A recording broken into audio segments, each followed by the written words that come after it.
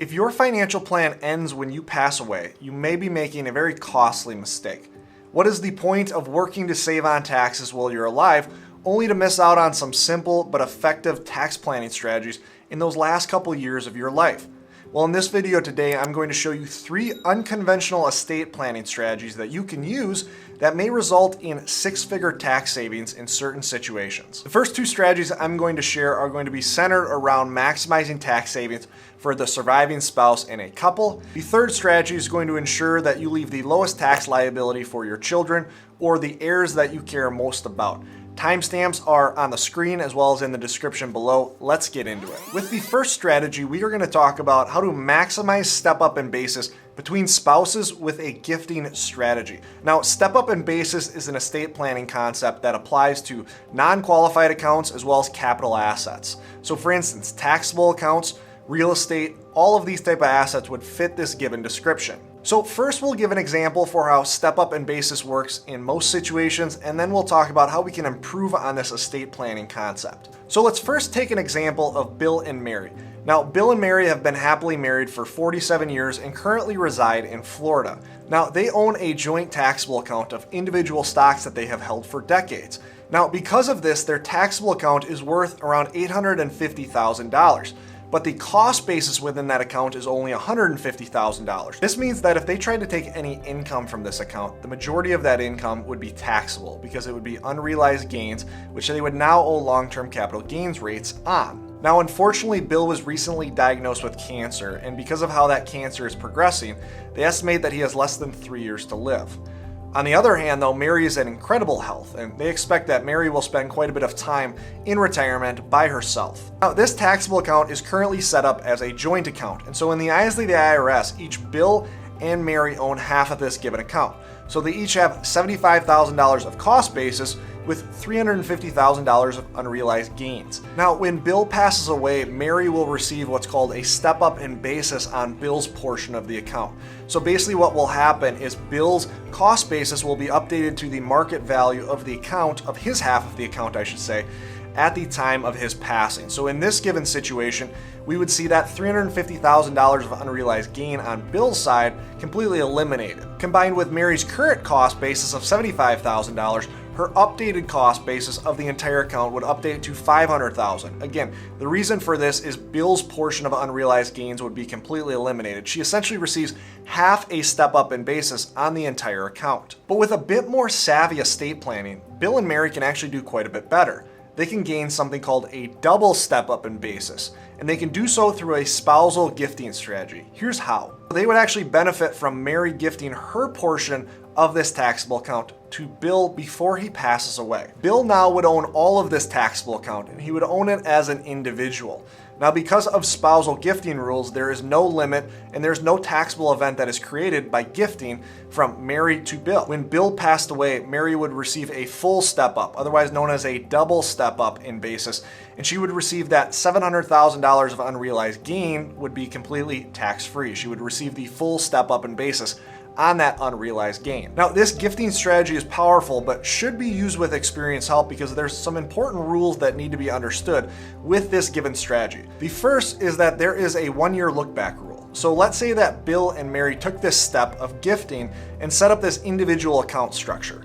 Well, let's say that Bill passed away 6 months after setting up this given account structure. Well, in the eyes of the IRS, this would all be reversed because there has to at least be 1 year that passes from the setup of this given account structure in order to have that double step up in basis that we talked about earlier. The second thing to note is this strategy takes a massive amount of trust. Now, in Mary and Bill's situation, this really wasn't a problem. But technically, when Mary gifts her share, her portion of the account to Bill, Bill has complete control over that given account. In the last couple of months of his life, Bill could withdraw money from this account without Mary's knowledge. Bill could also change the given beneficiaries, so Mary is no longer the beneficiary, and so it takes a massive amount of trust from both spouses in order to implement a strategy like this. Nonetheless, though, if you've planned ahead of time and you have the trust between you and your spouse, this can be a very powerful strategy you can use to completely eliminate a tax bill from a given account. Now, strategy number 2 is another double step up in basis type strategy, and it's for those that live in what's called a community property state.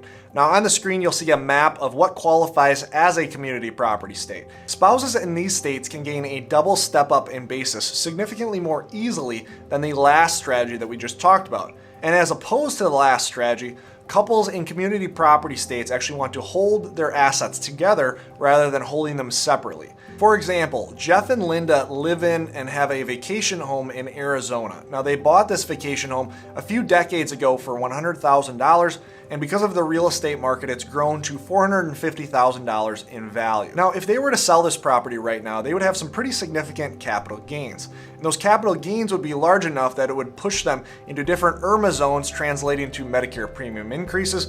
It would also then push them high enough that they would be subject to a net investment income tax and have an extra 3.8% surtax on their long-term capital gains as they sold off this property.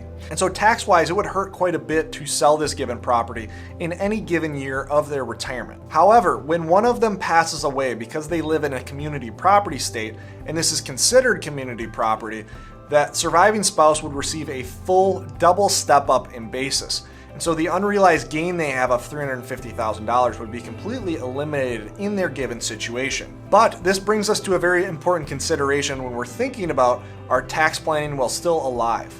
Normally, when we think about withdrawing from our assets, the traditional advice is we should be taking from our taxable accounts first, then we should be taking from our tax-deferred accounts, and finally we should be taking from our Roth accounts. But depending on which state you live in and what your situation looks like, this could be a big mistake following this traditional advice. Let me give you an example here to show what I mean. So let's say that we have a couple here and the husband has some poor health. He suffers from some chronic illnesses that we think will greatly affect his given longevity. Now, during their working career, they both had pretty good jobs, and like most high earners, they have the majority of their assets in tax-deferred accounts, as well as a relatively large taxable account that has some relatively large unrealized gains within that taxable account. They have very little in Roth right now. Now, traditional advice would say that they should spend from that taxable account first, that tax-deferred account second, and then leave those Roth accounts last to grow through time. The problem being, if they did that, they would leave those tax-deferred accounts to grow large enough that RMDs would likely be an issue once they reach age 72. Not to mention, if the husband passed away earlier, the wife would be left to be the surviving spouse. And then when she withdrew those tax-deferred assets, she would be withdrawing them under the single filers brackets rather than the married filing brackets. They would actually benefit from leaving their taxable account until after the husband passed away. They benefit more from spending out of that tax-deferred account first because they would be minimizing RMDs. They may even want to perform Roth conversion while they're still underneath the married filing jointly bracket. So we could easily see with the multiple measures that this couple is taking, they would easily wipe out a six-figure tax liability from their situation. The final strategy is a counterintuitive one, but one that is worth considering. So most families, when they pass money on to the next generation, they split assets equally. For instance, on the screen, we have a couple that has 3 children. Now, they have $3 million in retirement assets that are split between tax-deferred accounts, taxable accounts, and then Roth accounts. Now, they currently have their situation set up where they are splitting equally between each of their children. So if they passed away today, each of their children would be receiving around $1 million in assets. Now, given that they want to split equally between their children, this makes a lot of sense, right? Well, potentially not. The reason being is because each account that these heirs inherits has a different tax liability. Let's say that the first child is the most successful of the 3 children. They have a very good paying job, and because of that, are in some higher income tax rates. The middle child is really middle of the road. They have a good paying job and aren't paying that high of rates, but also aren't paying very low rates.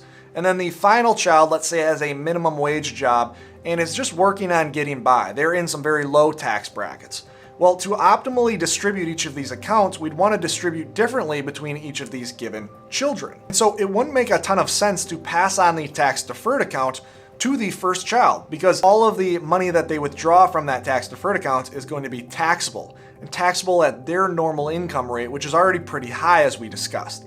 And so in reality, you'd want to pass the tax-deferred accounts onto the third child because as that child withdraws that money from the tax-deferred accounts, they're going to be filling up some lower tax brackets and thus have a lower effective tax rate on those given withdrawals. And so here's how you may want to be passing on these given accounts to these given individuals. You'd want to pass the taxable or Roth assets to the first individual that's earning quite a bit and is in some of those higher tax rates because again, they will be receiving that money and it will be non-taxable. You'd want to pass the most tax assets to the individual that is in the lowest tax rates. But the point here is we are trying to save the most on taxes as you pass money to the next generation, and also make sure that it's done equally after taxes, not before taxes. Now, this is a savvy estate planning strategy that you can use, once again, to save tens, if not hundreds of thousands of dollars on taxes, depending on your given situation.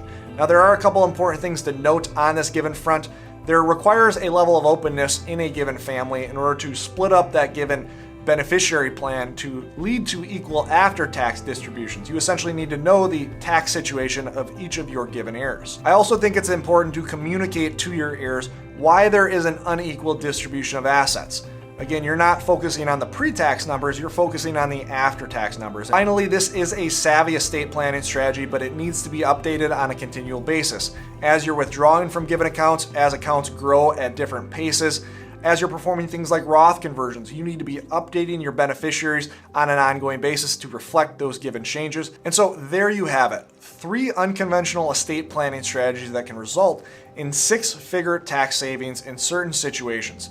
Now, hopefully you picked up on this as I was going through each of these individual strategies, but they should be done with experienced help. As you can see, there are some important details in each given strategy that you want to make sure you're including in your estate plan. Now, even though your tax plan doesn't stop when you pass away, it's very important to understand that the best tax planning is done while you're alive. A key part of saving on taxes while you're alive, as well as after you've passed away, is strategically using Roth conversions. But do you know all of the reasons you may want to perform a Roth conversion for your retirement?